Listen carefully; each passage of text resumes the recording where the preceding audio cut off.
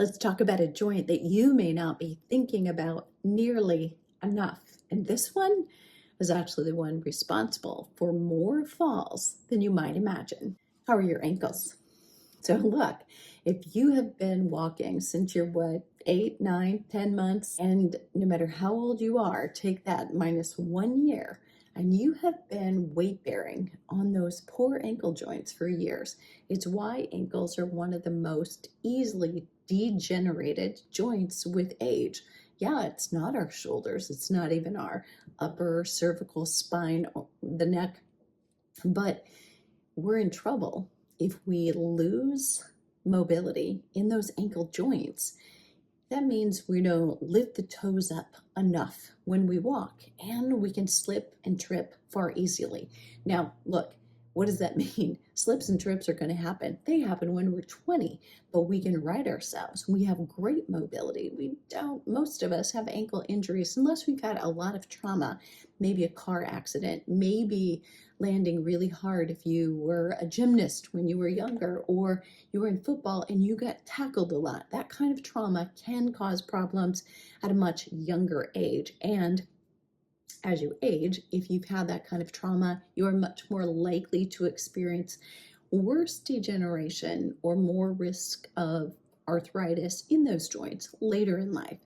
There are a couple things that can help that are lifestyle habits, but today I want to talk about how about exercise? What are the mobility things that you can do? So I'm going to demonstrate a few things so that you can follow along. Number one, we're going to look at how can we help you with dorsiflexion. And dorsiflexion, if you think of the tail or the fins on a fish or a shark, that dorsal fin sticking up is just what happens. You plant your foot on the ground, we're going to raise the toe up. And when we walk, we do that repeatedly. When we age and walk, we stop doing that. We start this senior shuffle, toes are down, and think about an exercise class that you may have gone to, or you going to the gym thinking, I'm going to work my lower leg muscles, I'm going to work my calves. What do? We tend to do standing calf raises. Sometimes you may be doing seated calf raises. There's a prior video you can go and look at, and there's a reason why you should be doing seated calf raises, but very few of us are doing seated toe ups, certainly just against gravity. But against resistance, even less likely that we're doing that. So first thing I would recommend is that you start doing toe-ups against gravity, just repeatedly lifting them up. So we're working on firing the muscles in the front of the shin. Now, if we compare the front of the shin to the calf, what do we see? Very little muscle, right? If you put your hands on your shin, you feel bone. You may feel a little bit of muscle on either side of it, but if you put your hand in the back of your calf, what is it? It's all muscle, it's all soft tissue. So the ratio of the muscle in the back to the muscle in the front of the shin is obviously skewed.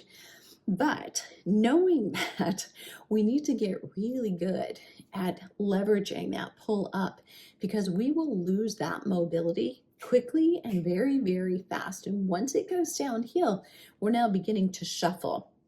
And when we are females who may have worn high heels in our lives, maybe more than once, maybe repeatedly, and we're probably more in trouble later in life if we don't wear them as often because we don't have the ankle stability in heels. We're not conditioned for it. Isn't that funny? Yes, and so you hear all the time, don't wear high heels, they're really hard on your feet. So many of us don't, except for a special occasion. But the truth is, wearing them once in a while is kind of like being a weekend warrior. You get in trouble if you're going to play football for 4 hours on a Saturday and you haven't done it for decades, and there you are, that weekend warrior. Or you've been so busy all week, you go for a run on Saturday, and you know you're overambitious, it feels good in the moment, and then you come back and you're sore and you can't sit down for days and you're a wreck. Well, the same thing will happen to your ankles. Let's say you wear heels to a wedding or to a special event.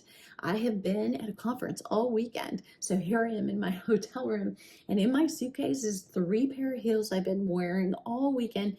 Ordinarily, I'm in tennis shoes, I'm in workout wear, and I'm at home keeping up with the dog and my laptop, and that's it. So I actually had to get ready by walking around in heels. I wear heels when I go get my hair cut, when I occasionally go to the grocery store just to wear them and condition my ankles. Because otherwise, when I am on stage and I'm presenting, you do have to dress up. And no, I don't have to wear heels, but it is still part of who I am and who I want to be. So I do it. You don't have to, and you don't even have to agree. I can agree. It's probably not great for our feet. However, for a while, it's not necessarily terrible. But you want to condition yourself, and you want to condition yourself to be in great mobility. So if you do wear high heels, we're making the plantar muscle, we're putting that heel up, the plantar muscle, we're pushing down, and that is basically putting you into plantar flexion. So oddly enough, in the ankle, there's plantar flexion where we're pushing the palm against the ground, or dorsiflexion. Both are flexion rather than extension, where dorsiflexion is pulling that toe up as you would if you were walking and walking fast. You're going to do more of it. If you're walking uphill fast, you're going to do even more of it. You may have noticed this if you've started walking and did a little too much too soon. You don't necessarily have shin splints. If you've gone for 1 or 2 longer walks during a week, you probably didn't give yourself shin splints in that short time. What you gave yourself is overly sore muscles in the front of your shin. And that's just evidence that we've got to be a little bit more careful in onboarding.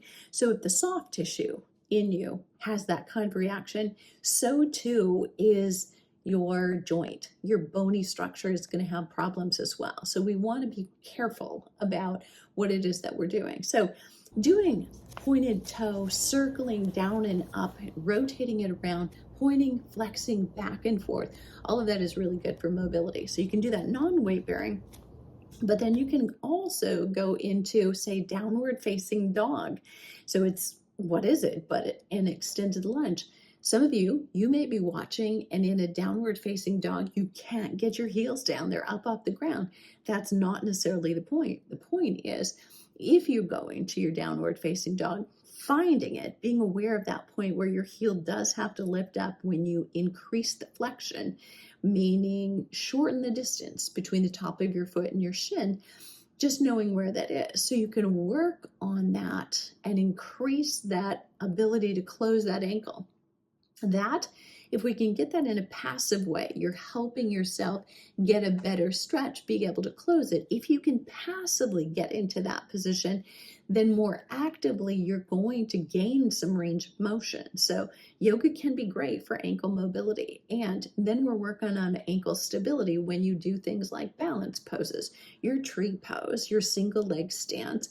Even standing in a stagger stance is a little bit more challenging for your ankle joint than standing with both feet planted directly underneath your waist. So the important takeaway here is working on ankle stability is really an important and crucial foundation. See what I did there? So it literally is your foundation. But if you're thinking you want to work on your metabolism, you want to be sure that you don't fall, that you're strong, and all of that is true. You want to work on your major muscle groups, absolutely. But you don't want to forget those little joints that are also very important and crucial in you being able to continue to do that, to be able to walk or run if you love it, to be able to ride a bicycle really well. We still want to have great ankle flexion so you can stop, you can start, and all of those things are so important. I'd love to know if you're working on your ankle mobility. I'd love to know if you're pointing and you're flexing and you're noticing that you're improving it. But passively, downward facing dog, sitting in a deep squat can be really helpful. So you're going to be limited potentially by your knees, by your hips, or by your ankles, and be the ability to come down and sit in a deep squat with your feet flat on the floor. What you want to pay attention to is, which one is it? What is my limiting factor, if there is one? All right, let me know if you have questions, and let me know that you're working on your ankles.